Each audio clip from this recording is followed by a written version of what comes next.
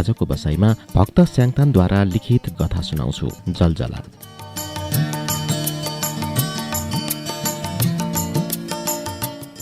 हो, म अब फर्केँ। अब मलाई जिन्दगीसँग अलिकति पनि गुनासो छैन। जीवनको यो यात्रासम्म आइपुग्दा अनगन्ती आरोह अवरोह बेहोरे मैले। जिन्दगीमा कति उकालो चढियो र ओर्लियो, त्यसको के हिसाब? तर किन मलाई त्यो घटनाले हमेसा चिमुटिरहन्छ? मसँग उत्तर छैन। एक समय रोमानी जिन्दगीको सपना हुर्काउँदै पुगेको थिएँ म 7 समुद्र पारी। अहिले पनि मलाई न्युयोर्कमा सुस्तरी झरिरहेका चेरीका ती फूलहरूको याद आउँछ। साँझ पख हावा चल्दा डेरा भाडामा लिएको त्यो सुन्दर बङ्गालाको झ्याल नजिकै बेसरी हल्लिने म्यापलका पातहरूको याद आउँछ। तर मलाई किन यही जिन्दगी प्यारो लाग्छ? जवाब छैन मसँग। कसैले सोधिहाले निष्फिक्री भनिदिन्छु म। सायद मलाई जिन्दगीले आफ्नोपन दिलायो, जिउनुको अस्तित्वबोध दिलायो। मैले अपनत्व पाएँ र यही माटो मेरो स्वर्ग हो। अनि यही छन् मेरा जिन्दगीका परीहरू। परी सम्झिँदा मलाई सानो छँदाको यादले खुब चिमोड्छ। गाउँमा छँदा राति अबेरसम्मै मकै सर्याउँदै हजुरआमाले सुनाउने ती अधिकांश परी कथाका नायिकाको खुब याद आउँछ। परीहरूका अदृश्य राक्षसी शक्तिको याद। हजुरआमाले भन्ने अधिकांश परी कथाका नायिका अदृश्य राक्षसी शक्तिबाट अपहरित हुन्थे बेचारी परीहरू। वर्तमानमै फर्कौं। के अहिले मेरी परीको पनि अपहरण भयो? अहो, त्यो हिमाली परी, सगरमाथाको देशकी परी, बुद्धलाई एकान्त बासमा जाँदा दानपात्र भरी खिर ल्याइदिने परी। सायद मेरा निम्ति उनी सबै थोक थिइन्, मेरो जिन्दगीकी परी, जसका लागि मैले न्युयोर्कको यान्त्रिक र मायाविहीन संसार त्यागेर आफ्नै माटोमा फर्केँ। मेरो मस्तिष्कमा अझै धुमेल सम्झना छ। जति बेला हाम्रो परिवारले नेपाल छोड्दै थियो, एयरपोर्टमा आफन्तको रुवावासी अनि ब्रिफकेसभरि अट्टाइ नअट्टाइ खाँदिएका सामान घिसार्दै अघि बढिरहेकी बहिनी ताराको किशोरी अनुहार। अहो, म त्यो अनुहार राम्रोसँग सम्झिन्छु। मेरो निम्ति त्यो विदाई अलि बढी नै पीडादायी थियो। गलामा खादा र हातमा फूल लिएर म आफ्नै आँगनसँग बिदा माग्दै थिएँ। जवाफमा चाहिँ आँसु भरिएको दौतरीहरूका टलपल आँखाहरू मात्रै। त्यही बखत साथीहरूको भिड छिचोल्दै एक परिचित अनुहार एकाएक मतर्फ अगाडि बढेको थियो। त्यो अनुहारलाई मैले कलेजमा धेरैचोटि देखेको हुँ। देखेको मात्रै के, थुप्रै पटक क्यान्टिनमा त्यो सुन्दर अनुहारसँग चियाको चुस्की लिएको छु। नढाँटी भन्छु, सत्य भन्छु, कुनै बेला त्यो अनुहारसँग मैले आफ्नो जिन्दगीको सपना सजाएको थिएँ। ओफ, त्यो सपना। त्यति बेला उनी दौडिँदै मसम्म आइपुगेकी थिइन् र मलाई गमलङ्ग अँगालेकी थिइन्। मलाई उनको असिन पसिन र तातो शरीरको आकस्मिक सामिप्यले ठुलो विस्मय दिलाएको थियो।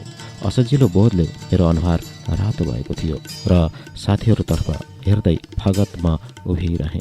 उनको हातमा अञ्जुलीभरि बेगमबेली फूल थियो। श्वास यति छिटो चलिरहेको थियो कि मानौ उनले भर्खरै म्याराथन दौड सकेकी हुन्। भाइले बिहान मात्रै खबर सुनाएको। उनी डाँको छाडेर रोएकी थिइन्। म केही बोलिन। हतारमा आएकी, बजारमा फूल किन्नै भ्याइन। घरमै बेगमबेली थियो, त्यही टिपेर ल्याएँ। उनी झन् कोकेर रोइन् र भनिन्, तिमी जहाँ पुगे पनि खुसीसँग रहनु, मलाई यति भए पुग्छ। मेरो जिन्दगीमा त्यो घटना एक विशाल विस्मय थियो। के उनी पनि मलाई मनमा नै प्रेम गर्थिन्? मेरो अनुमान सही निस्क्यो। साथीहरूतिर फर्केर विमानतर्फ पाइला बढाउँदै गर्दा मेरो मनमा ठुलो भुइँचालो गयो। दायाँ हातमा उनले थमाएकी बेगमबेली फूल सायद थरथराउँदै थिए। अलि पर रोकिएको ट्याक्सीभित्रबाट मैतिर हेरेर टोलाइरहेकी थिइन् उनी। सायद अब भेटिन्न होला ठानेर मनलाई कठोर बनाउने कोसिस गर्दै थिइन्। कि उनी बेसरी सुकसुकै रहिन्? मैले भेउ पाउन सकिनँ।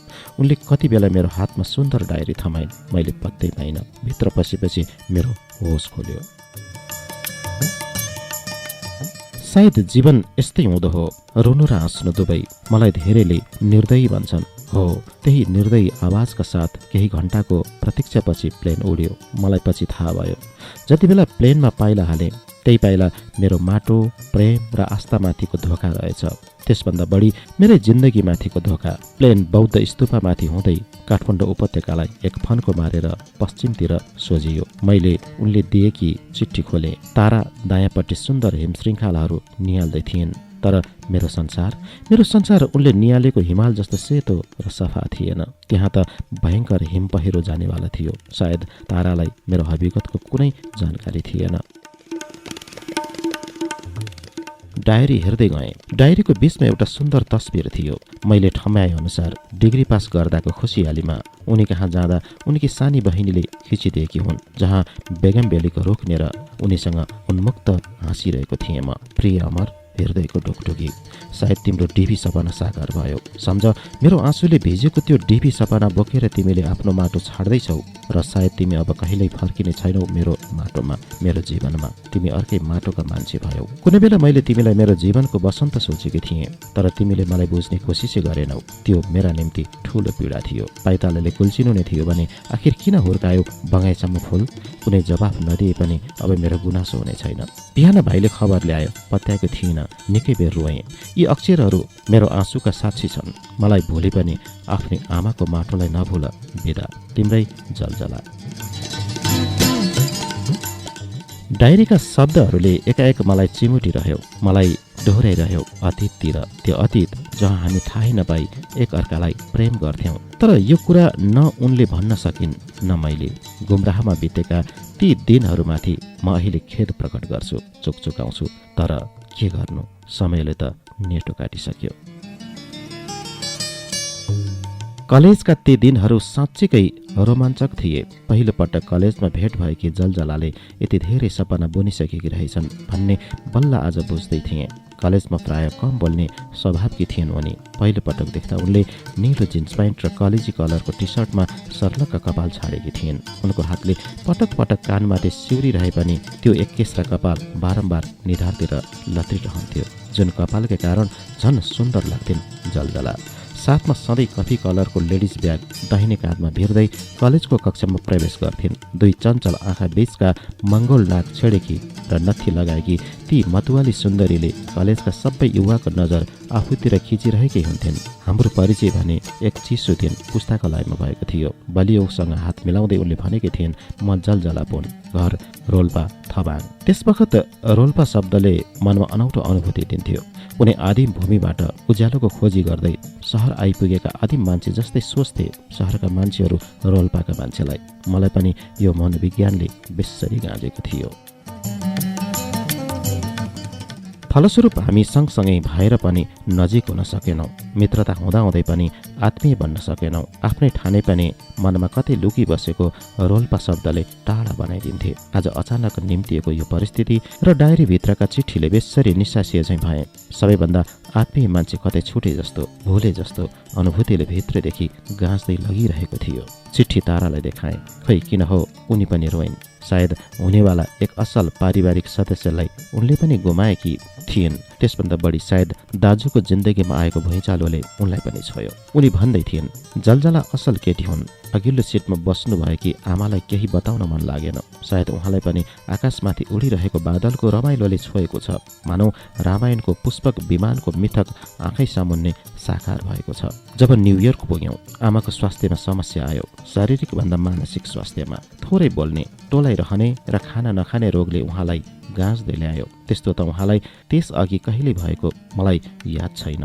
ताराले चाहिँ आफ्नै संसार बनाइन्। काठमाडौँमा बोर्डिङ पढ्दै गरेकी उनी छिट्टै अमेरिकामा अभ्यस्त भइन्। अनि म मेरो अभिगत चाहिँ उस्तै। साँझ पख झ्याल नजिकै सुस्तरी हल्लिने म्यापलका पातहरूले यस्तो पीडादायी झड्का दिन्थे। जलजलाको यादमा म पूर्णतः नोस्टाल्जिक हुन्थेँ।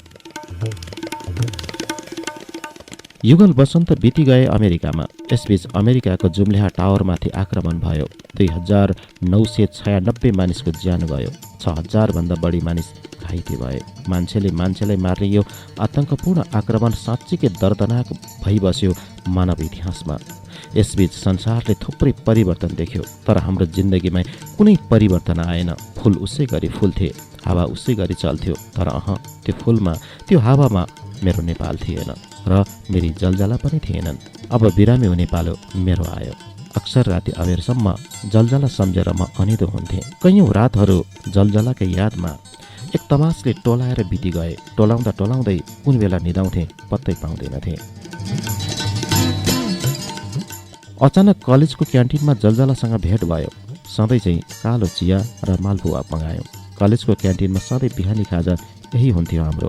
कालो चिया र तातो मालपुवाको स्वाद उही थियो। मिठो मान्दै खाँदै थियौँ हामी।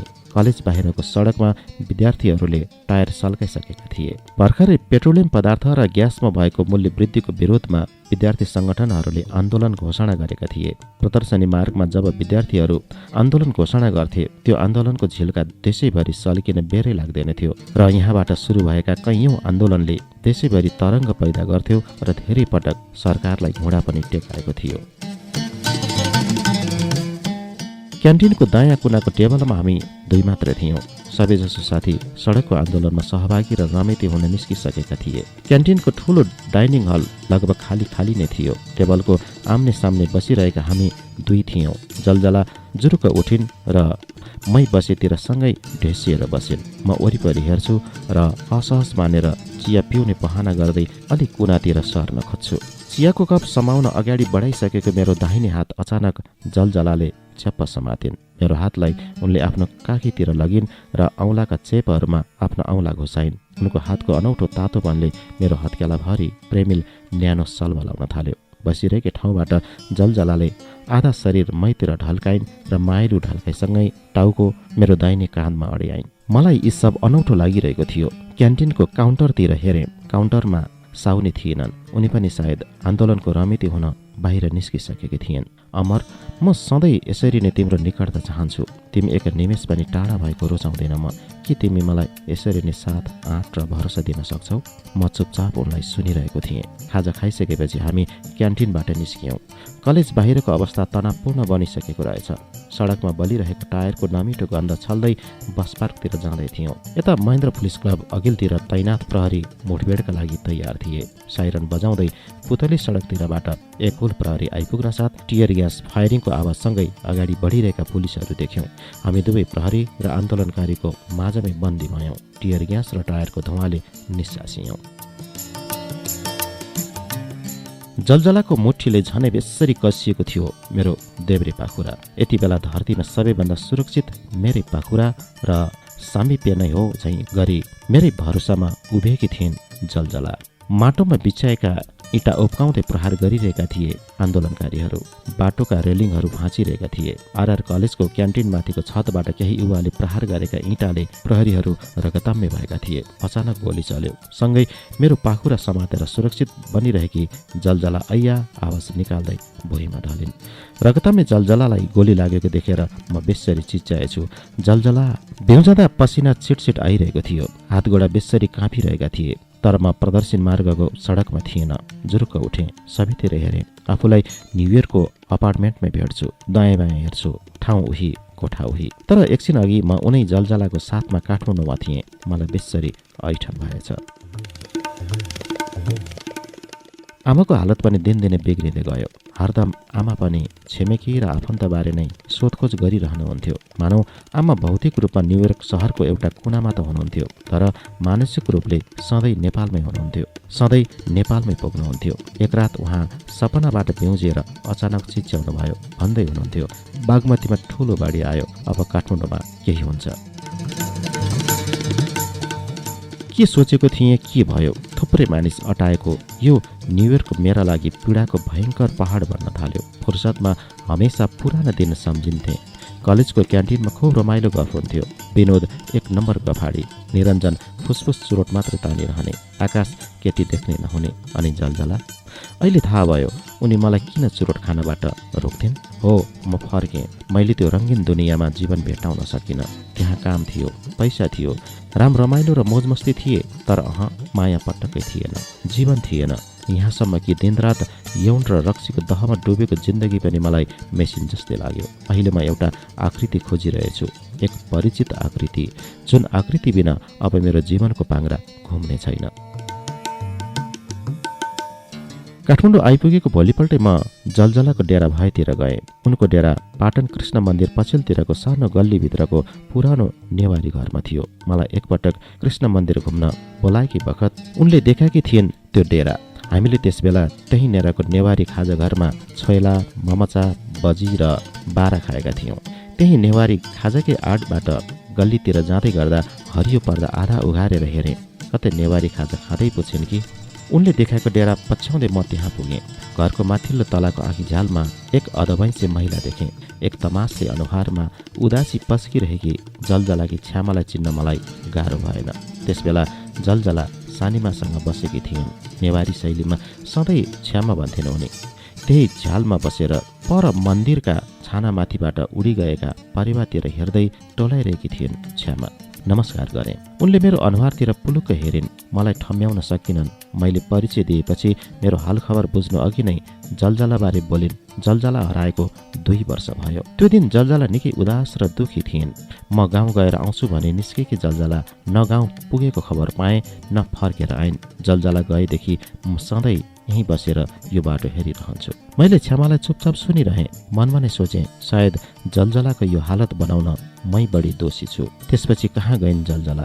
के विवाह गरिन् कि विद्रोही बनेर सुदूरपश्चिमतिर लागिन्? आत्महत्या पो गरिन् कि? अहो, यो हुनै सक्दैन। उनले डायरीमा लेखेका चिठीका ती हरेक शब्द मेरो मस्तिष्कमा उत्तिक ताजा बनिरहेका थिए। प्रिय अमर भनेर थालनी गरेको चिठी तिम्रै जलजलामा टुङ्गिएको थियो। यी 2 शब्दले मेरो मनलाई साह्रै गरुङ्गो बनाएको थियो। झन झन जलजलाप्रतिको मायाको फेरो बढ्दै थियो। हो, त्यो आकृतिलाई मैले खोज्नै पर्छ। जीवनको अन्तिम क्षणसम्मै, सायद मृत्युपछि पनि। मलाई थाहा छ यो हिउँद निक्रिँदै बसन्त पलाएको याम हो। बहिनी ताराले भर्खरै बेगमबेली रोपी सिद्ध्याइन्। धरतीमा पहिलो पटक पाइला टेकेको मेरै माटोमा बेगमबेलीसँगै जहाँ मेरो जीवन अब फक्रिनु छ।